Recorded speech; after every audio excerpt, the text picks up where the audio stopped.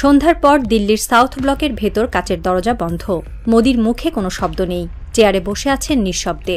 সামনে থাকা ফাইলে গুন্থার ফেলিঙ্গারের মানচিত্র। তাতে মোদির প্রিয় ভারত এক খণ্ড, এক পতাকা নয়, বরং ৮-১০টা আলাদা দেশ।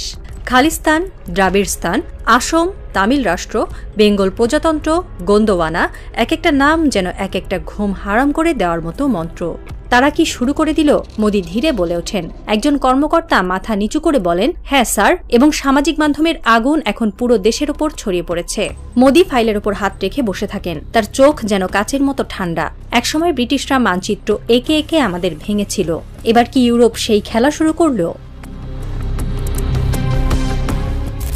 অস্ট্রিয়ার কূটনীতিক ও অর্থনীতিবিদ গুন্থার ফেলিঙ্গার একটি পোস্ট দিয়েছেন। শুধুই পোস্ট নয়, যেন বারুদের ঘরায় আগুনের স্ফুলিঙ্গ। সেই পোস্টে তিনি স্পষ্ট লিখেছেন, ভারতকে সাবেক ভারত বানাতে হবে। খালিস্তান চাই, শিখ জনগণের স্বাধীনতা চাই। মোদি রাশিয়ার এজেন্ট, তার কবল থেকে জনগণকে মুক্ত করতে হবে। পোস্টটির সাথে সংযুক্ত মানচিত্রে উত্তর ভারতকে পূর্ণ খালিস্তান, পশ্চিম ভারতে মারাঠা রাষ্ট্র, দক্ষিণে দ্রাবিড় ফেডারেশন, পূর্বে স্বাধীন বেঙ্গল ও উত্তর পূর্বাঞ্চলে আলাদা আসাম রাষ্ট্র দেখানো হয়েছে। এই মানচিত্র কেবল এক কূটনীতিকের কল্পনা নয়, এটি যেন ইতিহাসের ভেতরে লুকানো বহু ক্ষতের উপর আঙুল রাখা। বিশ্লেষকরা বলছেন, ফেলিঙ্গার এমন একজন ব্যক্তি যার চিন্তাধারা ইউরোপীয় ডিপ্লোম্যাটিক করিডোরে জায়গা করে নেয়। বিশেষ করে ইউক্রেন, কসোভো, বসনিয়া ইস্যুতে তার ভূমিকা ছিল সক্রিয়। তিনি যখন বলেন সাবেক ভারত, তখন সেটা নিছক ফেসবুক স্ট্যাটাস থাকে না, তা হয়ে ওঠে আন্তর্জাতিক ভূ রাজনীতির একটি সিগন্যাল। ২০২৫ সালের ২৭ আগস্ট পশ্চিমবঙ্গের মুখ্যমন্ত্রী মমতা বন্দ্যোপাধ্যায় এক সভায় বলেছিলেন, ভারত ভাগ করার সময় ওরা বাংলাকে ভাগ করেছিল, কারণ ওরা জানত অবিভক্ত বাংলার শক্তির সাথে ওরা পারবে না। এই মন্তব্য তখন মনে হয়েছিল জাতীয়তাবাদের পরিপন্থী এক রাজনৈতিক উক্তি। কিন্তু আজ যখন ফেলিঙ্গারের মানচিত্রে বেঙ্গল প্রজাতন্ত্র নামে পূর্ব ও পশ্চিম বাংলা মিলিয়ে আলাদা রাষ্ট্রের কথা বলা হচ্ছে, তখন মমতার সেই উক্তি যেন ভবিষ্যতের দিকে আঙুল তুলছে। ঐতিহাসিকরা মনে করছেন, এটি নিছক কাকতাল নয়। জাতিগত ভিত্তিতে ভারতের বিভাজনের সম্ভাবনা যতই প্রত্যাখ্যান করা হোক, এই মানচিত্র বারবার দেখিয়ে দিচ্ছে ফাটল যেখানে ছিল সেখানে হাত দেওয়া হচ্ছে। ফেলিঙ্গার ইউক্রেন ও কসোভো বিষয়ক ন্যাটো প্রেসিডেন্ট ছিলেন। তার এই মতামত পশ্চিমা এলিট মহলের ভাবনার বাইরে নয় বলেই মনে করছেন বিশ্লেষকরা। অনেকেই বলছেন, রাশিয়ার সঙ্গে মোদির আতাত ও আমেরিকার চাপকে ঘিরে ইউরোপ চাইছে ভারত যেন আর একক অটুট অবস্থানে না থাকে। যুক্তরাষ্ট্র ইতিমধ্যে ভারতের অপরিশোধিত তেলে ৫০% শুল্ক আরোপ করেছে, অথচ ইউরোপ সেই তেল কিনে নিচ্ছে ভারতের কাছ থেকে। এতে ভারত মধ্যস্থ হয়ে এক ধরনের দ্বৈত চাপে পড়ে গেছে।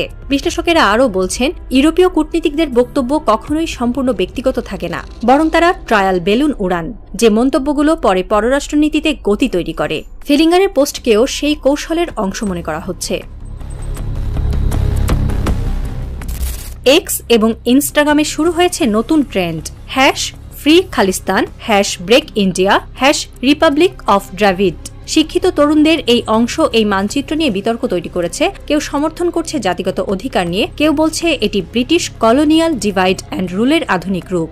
ভারতের নিরাপত্তা বিশ্লেষকেরা বলছেন, এটি নিছক মানসিক চাপে ফেলার অপচেষ্টা নয়, বরং সাংগঠনিক ও সাইবার ওয়ারের মাধ্যমে ভারতের অখণ্ডতা নিয়ে দীর্ঘমেয়াদী হুমকি। কিছু রিপোর্ট বলছে, এই মানচিত্র ইতিমধ্যেই ছড়িয়ে পড়েছে বিশ্ববিদ্যালয়ের মধ্যে, ইউটিউবের রাজনৈতিক চ্যানেলগুলোতে এবং এমনকি কিছু দক্ষিণপন্থী সন্ন্যাসী সম্প্রদায়ের মধ্যেও। বিভাজনের বীজ যেন ধীরে ধীরে সক্রিয় করা হচ্ছে। ভারতের পররাষ্ট্র মন্ত্রণালয় অবশ্য বলেছে, ফেলিঙ্গার কোনো সরকারিভাবে স্বীকৃত প্রতিনিধি নন, তাই অস্ট্রিয়া সরকারের কাছে আমরা আনুষ্ঠানিকভাবে অভিযোগ করব না। তবে গোপনে দিল্লির অভ্যন্তরে চলছে জরুরি বৈঠক। একাধিক গোয়েন্দা রিপোর্ট বলছে, ইউরোপীয় কূটনৈতিক মহলে ভারতের অখণ্ডতা নিয়ে আলোচনা আগেই শুরু হয়েছে। ফেলিঙ্গার শুধু সেই কথাগুলোই প্রকাশ্যে এনেছেন। একজন সিনিয়র আমলা বলেছেন, পশ্চিমা দেশগুলো জানে কোথায় চাপ দিতে হয়। এবার তারা ভারতের জাতিগত বৈচিত্র্য বিষয়ক পুরনো কেসগুলোকে সামনে এনে সেটা করছে। সাবেক ভারত শব্দ দুটি যেন কাঁপিয়ে দিয়েছে নরেন্দ্র মোদীর মেরুদণ্ড। এটি কেবল একটি দেশ ভেঙে ফেলার প্রস্তাব নয়, বরং এক ঐতিহাসিক প্রতিশোধের ইঙ্গিত। ব্রিটিশরা একসময় ভারতকে টুকরো করেছিল তাদের প্রয়োজনে। এখন সেই ইতিহাস যেন উল্টে গিয়ে ইউরোপীয় কূটনীতিকদের বলছেন, ভারত এক থাকবে কেন? একজন রাষ্ট্রবিজ্ঞানী বললেন, ইউরোপ এই বার্তা দিচ্ছে, যদি তোমরা আমাদের কথা না শোনো, তাহলে আমরা তোমাদের ঐক্য নিয়েই প্রশ্ন তুলব। আরেকজন বললেন, এই মানচিত্র যেন একটি বুলেট প্রুফ বার্তা, তোমরা যদি পরমাণু শক্তি নিয়ে খেলো, আমরা জাতিগত শক্তির তাস নিয়ে খেলব।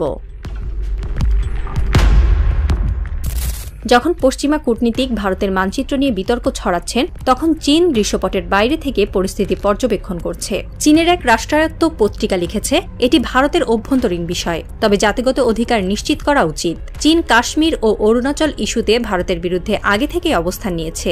এখন তাদের কৌশল হতে পারে, ভারত যখন বিভক্ত হবে তখন আমরা লাভের ভাগিদার হব। চীন এক ধরনের স্ট্র্যাটেজিক পেশেন্স অনুসরণ করছে, যেখানে তারা প্রকাশ্যে কিছু বলছে না, কিন্তু নেপথ্যে তথ্য সংগ্রহ, অ্যালগোরিদম বিশ্লেষণ, কূটনৈতিক প্রস্তুতি নিচ্ছে। দিল্লির রাত এখন গভীর। লালকেল্লার দিক থেকে ভেসে আসছে হালকা ঝিঝির আওয়াজ। মোদি বসে আছেন জানালার পাশে একাকী। তার সামনে পড়ে আছে মানচিত্র, টুকরো করা এক ভারত। একক ভারতের স্বপ্ন নিয়ে যিনি ক্ষমতায় এসেছিলেন, তার সামনে এখন দাঁড়িয়ে আছে বহু জাতিগোষ্ঠীর বিদ্রোহ, বিদেশি ষড়যন্ত্র, কূটনৈতিক চাপ আর অভ্যন্তরীণ দুর্বলতা। মোদি জানেন এই গল্পটি হয়তো তিনি লিখবেন না, কিন্তু ইতিহাস লিখবে, আর ইতিহাস সবসময় ক্ষমাহীন।